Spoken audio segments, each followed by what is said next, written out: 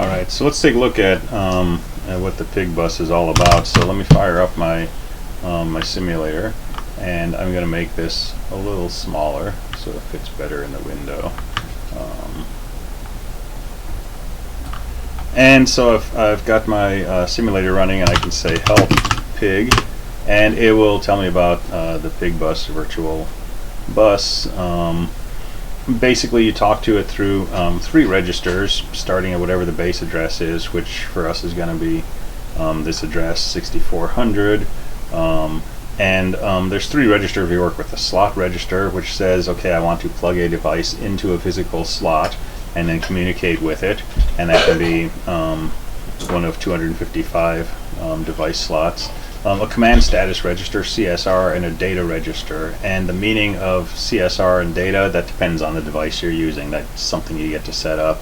I've reserved the base address plus 6 that's taken out of the UNIBUS address space. We always stay on 8-word boundaries probably anyway, but that's reserved for future use.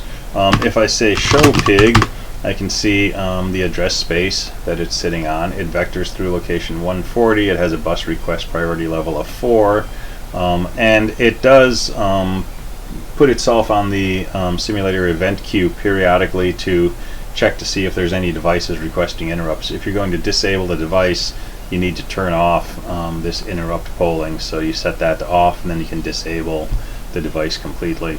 We'll leave it on for now. So if we look at help pig, you can go through the different information. You need to do one environment variable setup to point it to where the virtual device information is, and then there's just information on what some of the command status register bits might be used for, how to deal with interrupts, and there's also device specific information as well. So we're going to look at the alarm device.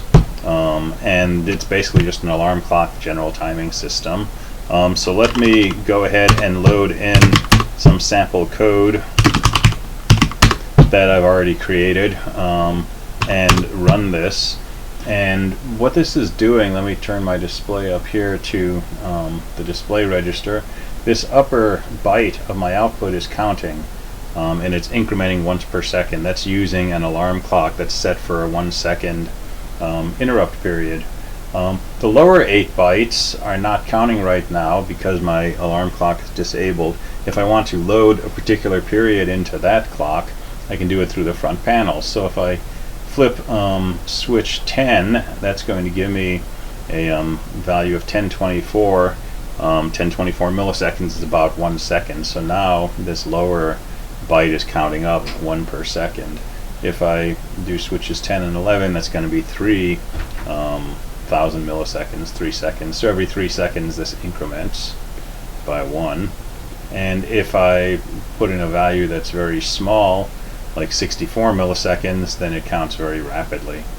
And when I put in a 0, that says disable that. So the upper clock is just dutifully counting once per second, but the lower bits are controlled by a secondary alarm, and I can specify the period of that by using these front panel switches. So that's an example where I have 2 devices. They're both alarm clocks, so I plug them into 2 different slots on the bus, and then I can interact with them independently, set up the periodicity, and so on and so forth. So that's a demo of using these devices. So how does this actually work?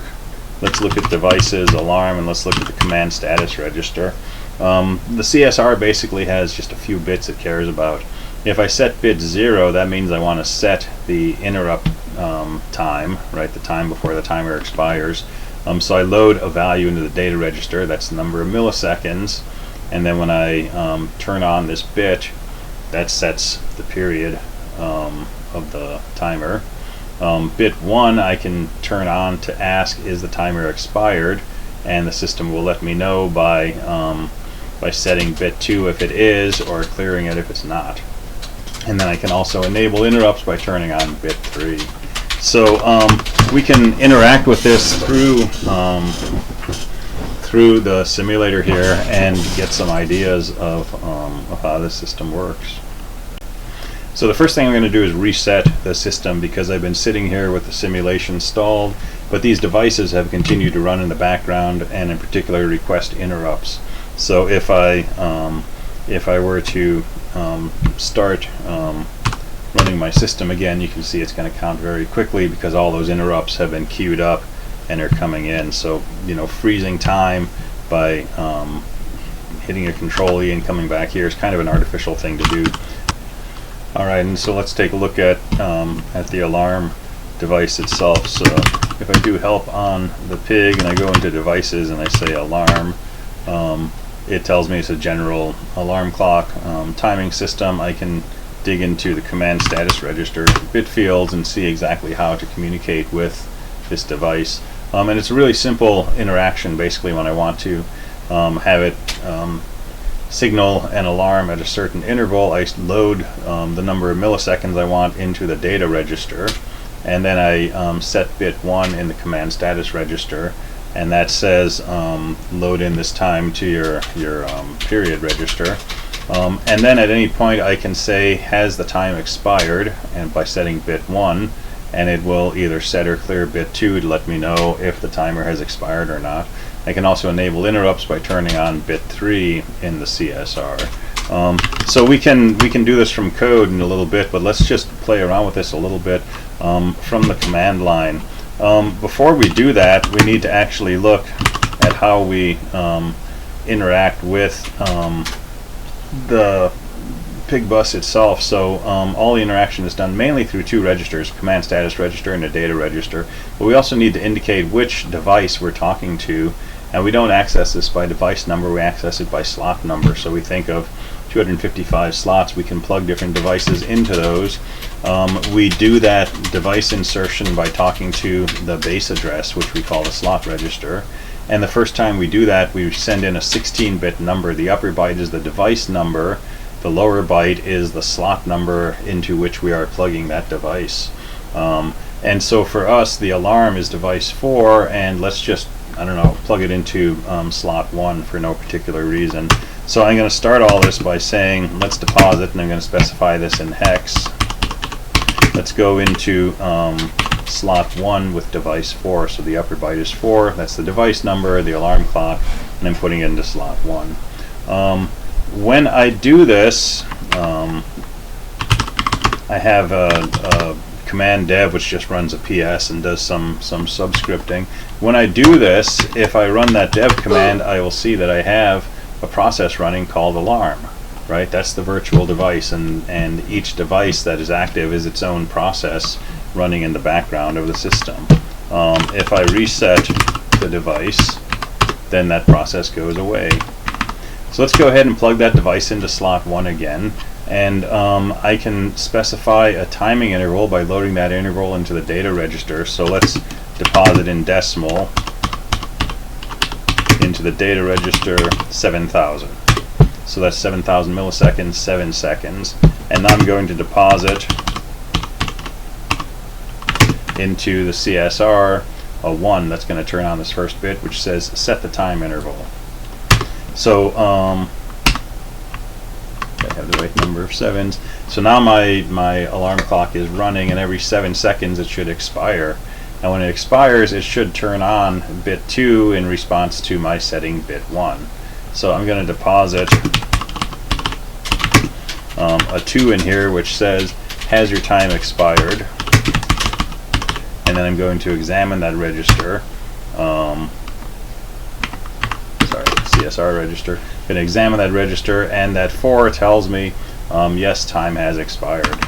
So let me deposit again and ask again, and time expired again. But now if I deposit and I ask, it tells me that time has not expired. So I can keep doing this query. There, the timer expired. Now I'm waiting, and it just expired again. And so there, it just expired again. So you can poll the system to know if time is up or not, but you know, that's inefficient, right? So normally what we want to do is use interrupts. Alright, so how do we do interrupts? let's go ahead and do help pig, and let's get help on interrupts. So there's 256 slots on the bus. We can put devices in slots 1 through 255. Slot 0 is not actually a slot for plugging in a device. Slot 0 is where the PigBus controller itself sits. And when we want to talk with that controller, we put a 0 into the slot register. And at that point, we have a limited set of options.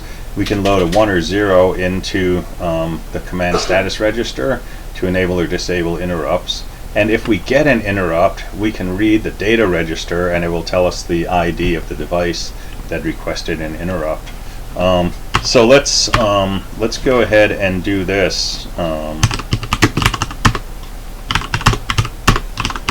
Let's take another look at the CSR bits. So bit 3 is how we enable interrupts.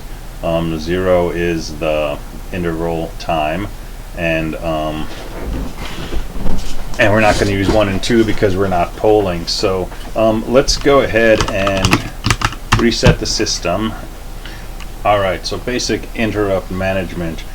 First thing we need to do is enable interrupts on the PigBus itself. So we'll go into the slot register and we'll say let's talk to the device in slot 0. That's the actual PigBus controller. So now if we put a 1 into the CSR, that enables interrupts globally. So now we can go back and let's plug in an alarm clock. That's device 4. And let's plug that into slot 17 for no particular reason. So we put 417 hex into the slot register.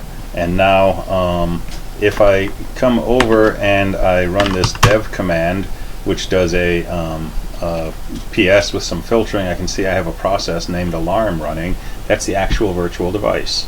So that's an independent process that talks to the simulator through mostly shared memory. So now I can deposit decimal into the data register, the value 5,000. So that's 5 milliseconds, and then I can go into the data register, the CSR, and I can put in a 1 that will turn on the timer. And now if I deposit a 2 and then examine that location, I can ask, did the timer expire already? If I put a 2 in, I can check again, and I see a 4 telling me the timer is expired. So I know that my interrupts are working correctly now, or my timer is working correctly, but there's no interrupts happening yet. So if I show pig, I'll see my interrupt vectors through location 140. Let's deposit an address in there. We'll put our interrupt handler at location 2000. And then at the next location, 142, we'll put in the new processor status word for when an interrupt happens. We'll put in a 200, which will set the IPL to 4, so that only bus requests of 5 or higher will subsequently interrupt us. Let's write an interrupt routine at 2000, which is just going to be a halt instruction, followed by a return from interrupt. Let's put the stack pointer somewhere safe, and let's make an infinite loop at location 1000, and let's go to 1000, and now we're just sitting here spinning forever. You can see our address is around 1000, and if I single step, we're just sitting there, nothing in particular happening. Alright, so to turn on interrupts, we need to set bit 3 in the CSR of the alarm clock. So I'm going to deposit a 10 into the CSR, and now if I tell it to continue, it will halt. If I tell it to continue again, it will run for about 5 seconds and then halt. And if I tell it to continue, it'll run for another 5 seconds and then halt. And so the system is interrupting us every 5 seconds, and we're coming into this interrupt handling routine, and we can see that because the halt instruction is executed. And if when we're in here I examine 16402, I can see I still have that interrupt bit enabled, but suppose I want to know who interrupted me, so I can go back into the slot register and put a 0, and now if I examine the data register, I see the number 27, and when I set up my my original plugging in of the alarm clock. I plugged it into slot 17. I said that was octal. It's actually 17 hex, which is 16 and 7 is 23. And so when I look for the address of the interrupting device, it's 2 times 8 is 16 plus 7 is 23. It's telling me the device in slot 23 is the one that interrupted. So I can, in my interrupt routine, examine that register and tell exactly who requested the interrupt. So that's the basic interrupt mechanism of the PigBus. Let's go ahead and look at the code for this counting system using the 2 alarm clocks and just kind of see what it looks like when we write it out in macro.